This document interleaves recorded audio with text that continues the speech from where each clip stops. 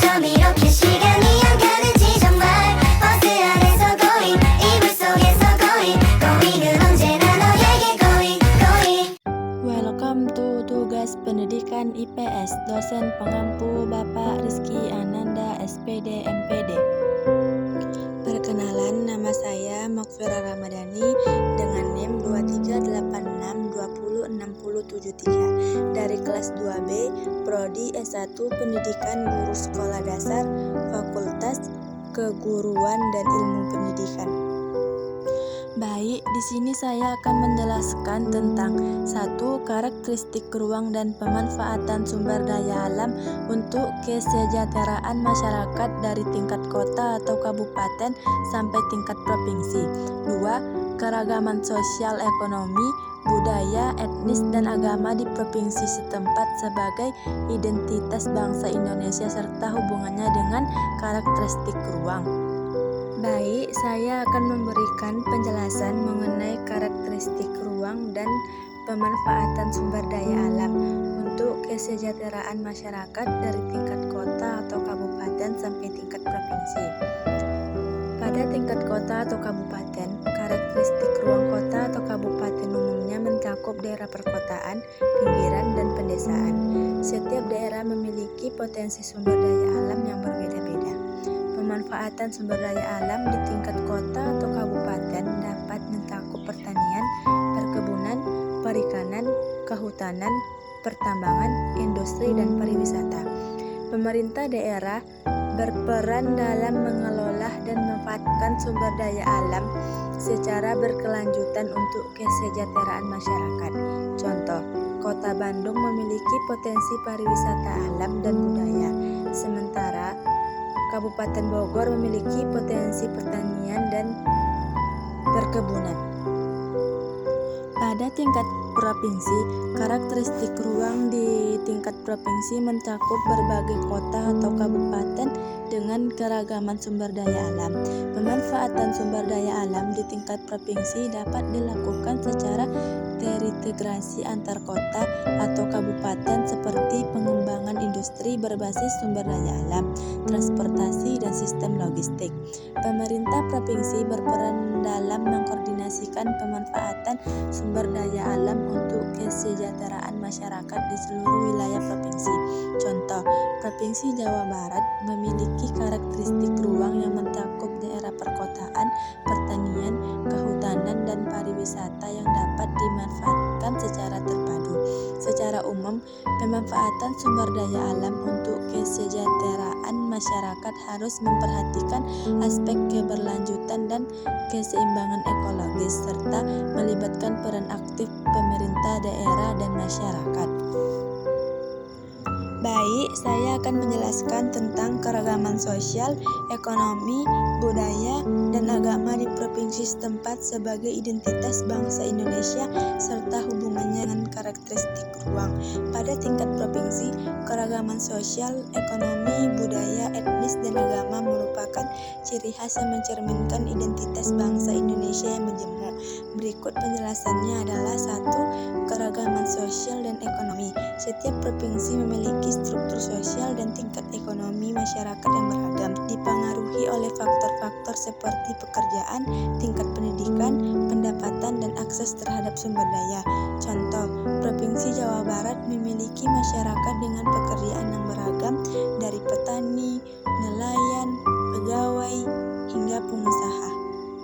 2. Keragaman budaya dan etnis. Indonesia terdiri dari beragam suku bangsa, adat istiadat, bahasa daerah, dan tradisi budaya yang unik di setiap provinsi. Contoh, Provinsi Sumatera Barat memiliki budaya Minangkabau yang khas, sementara Provinsi Papua memiliki keberagaman suku dan bahasa daerah. Sedikit ada tambahan, dan keragaman budaya dan etnis adalah suatu kondisi di mana terdapat berbagai macam kelompok masyarakat dengan latar belakang budaya, bahasa, agama, adat istiadat, serta etnis yang berbeda-beda dalam suatu wilayah atau negara. Indonesia adalah salah satu negara yang sangat kaya akan keragaman budaya dan etnis. Terdapat lebih dari 17.000 pulau di Indonesia dengan lebih dari 300 kelompok etnis dan subetnis, serta ratusan bahasa daerah yang digunakan. beberapa contoh kelompok etnis utama di Indonesia antara lain Jawa, Sunda, Batak, Minangkabau, Bugis, Makassar, Dayak, Maluku, dan Papua. Setiap kelompok etnis memiliki budaya, adat istiadat, bahasa, dan tradisi yang khas dan unik.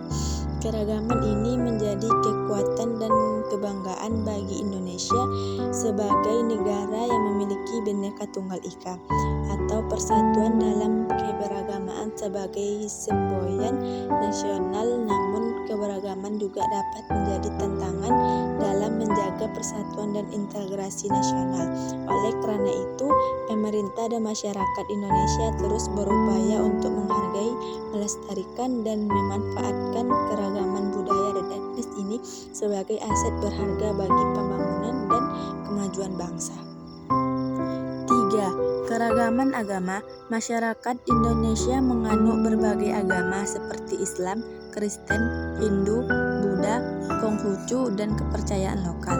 Contoh, Provinsi Bali memiliki keberagaman agama dengan dominasi Hindu, sementara Provinsi Nusa Tenggara Timur memiliki keberagaman agama Katolik, Kristen, Protestan, dan Islam.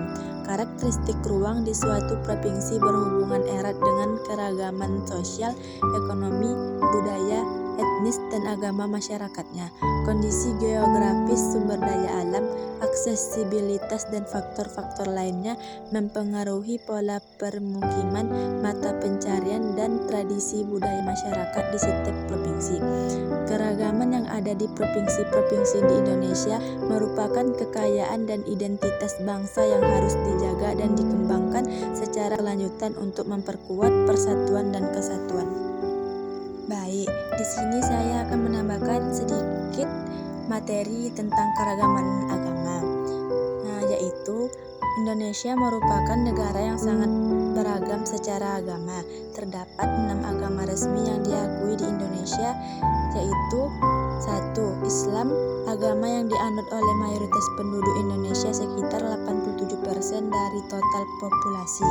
2. Kristen, terdiri dari Protestan dan Katolik, dianut oleh sekitar 10% penduduk. 3. Hindu dianut terutama oleh masyarakat di Bali dan sebagian Jawa Timur, sekitar 1,7% penduduk. 4. Buddha dianut oleh sekitar 0,7% penduduk. 5. Konghucu dianut oleh sekitar 0,5% penduduk. 6. Kepercayaan lokal. Beberapa masyarakat masih mempertahankan kepercayaan atau agama lokal seperti suku Dayak di Kalimantan. Meskipun Islam menjadi agama mayoritas, Indonesia sangat menjunjung tinggi kebebasan beragama dan toleransi antar umat beragama. Hal ini tercermin dalam Undang-Undang Dasar yang menjamin kebebasan beragama bagi seluruh warga negara. Keragaman agama ini menjadi salah satu ciri khas yang membuat Indonesia unik. Pemerintah dan masyarakat terus berupaya untuk menjaga kerukunan antar umat beragama sebagai bagian dari kebinekaan Indonesia.